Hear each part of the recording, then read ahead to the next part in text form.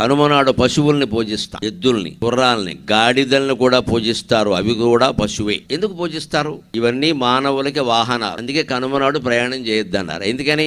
ప్రయాణం చేస్తే ఏం చేస్తాం? అన్నో దెబ్బేస్తాం, నడో నడో అన్నో దెబ్బేస్తాం. కనుమనాడు పూజ చేసి పసుపు రాసి కుంకుమ రాసి దండ వేసి నానా హడావుడు చేసి మళ్ళీ దాన్నేమో అత్తారింటికి వెళ్ళడానికి బండి కట్టేసి అన్నో చెదగొట్టేస్తే అదేమనుకుంటుంది, పొద్దున్న దండ వేసాడు సాయంత్రం దండిస్తున్నాడు అని పశువు శపిస్తుంది. అందుకే ప్రయాణాలు చేయొద్దు అని చెప్పారు. ఏ ప్రయాణాలు చేయకుండా ఉంటే ఏ జంతువుల్ని వాహనంగా వాడం, వాటిని శిక్షించం. కాబట్టి కనుమనాడు ప్రయాణం చేయొద్దు అన్నారు. ఇవాళ విమానాల్లో వెళ్ళే వాళ్ళకి, రైల్లో వెళ్ళే వాళ్ళకి ఇది వర్తించదు. For your kind information. సుఖంగా వెళ్ళిపోవచ్చు. ఇదే సెంటిమెంట్ ఏమిటో, సంస్కృతి ఏమిటో తెలుసుకోవడం అంటే ఇది. ఎందుకు వచ్చిందో తెలుసుకుంటే అర్థమైపోతుంది. పాటించాలో అక్కల. పూర్వకాలం జంతువులు వాహనాలుగా వాడడం వల్ల, వాహనంగా జంతువును ఉపయోగిస్తే జంతువును కొట్టక తప్పదు. కాబట్టి సన్మానం చేసిన రోజునే అవమానం చేయడం భావ్యం కాదు. కాబట్టి కనుమనాడు వెళ్ళొద్దన్నారు. ఇంకో కారణం ఏమీ లేదు ప్రత్యేక.